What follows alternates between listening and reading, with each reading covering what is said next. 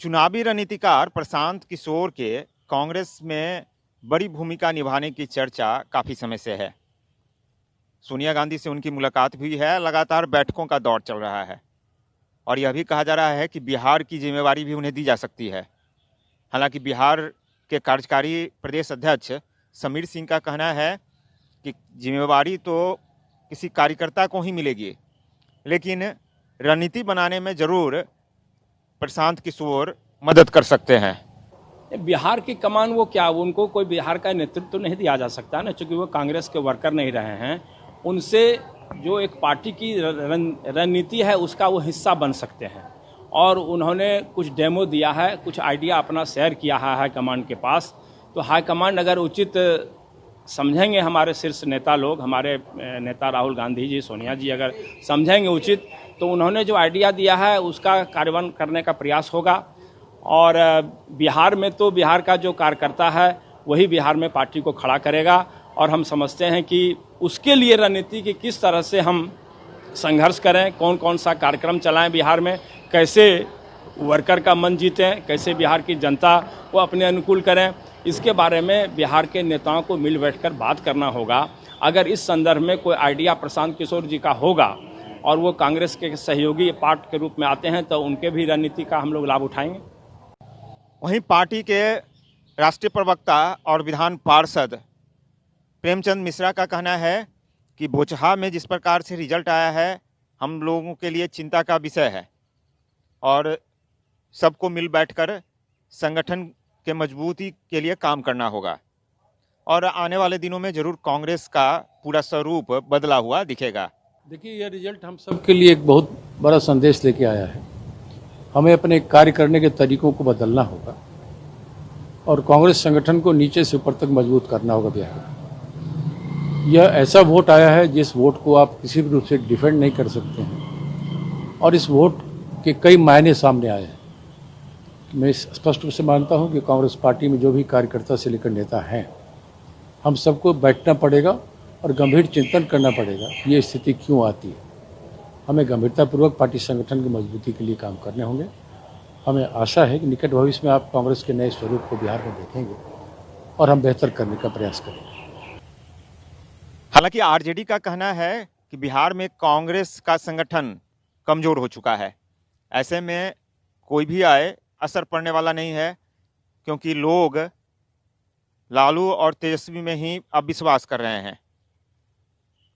तो वहीं बीजेपी का कहना है कि प्रशांत किशोर चुनावी रणनीतिकार हैं और व्यवसाय के लिए पहले भी कई दलों के साथ काम कर चुके हैं, इसलिए उनके काम करने का कोई असर पड़ने वाला नहीं है।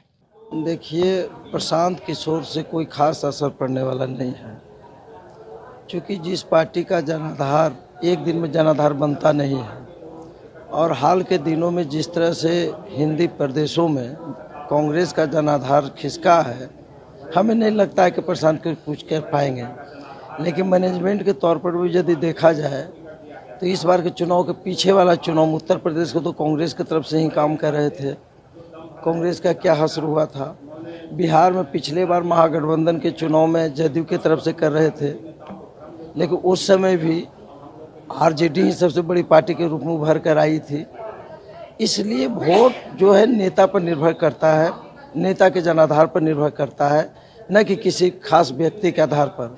ये मैनेजमेंट देख सकते हैं लेकिन वोट में तब्दील नहीं कर सकते। प्रशांत किशोर काम करते रहते हैं और किसी भी राज्य में किसी पार्टी के लिए काम करते हैं, कोई भी उनको हायर कर सकता है। उनका अपना व्यापार है, बिजनेस है, रोजगार है। जो भी व्यक्ति, जो भी पार्टी उनको हायर करेगा उसके लिए वो काम करते हैं, लेकिन उस पर राजनीतिक कोई असर हो सकता है ये संभव नहीं है। उनका काम है जो ऐसे लोगों का प्रचार प्रसार करना और नारे गढ़ना, वो करेंगे जो ऐसे लोगों को कितना जो ऐसे लोगों के बीच में, लेकिन जनता तय करती है ना। ये कोई रणनीति जो है से बना कर करके जनता की रणनीति पर जो है से खरा उतर जाए ये संभव नहीं है। जनता का जिसके ऊपर विश्वास होता है, जनता जिसको चाहती है, जनता की भला कौन कर सकता है, इस पर निर्भर करता है। प्रशांत किशोर आ रहे हैं, कांग्रेस में आ रहे हैं, बड़े बड़े ढोल नगाड़े बज रहे हैं।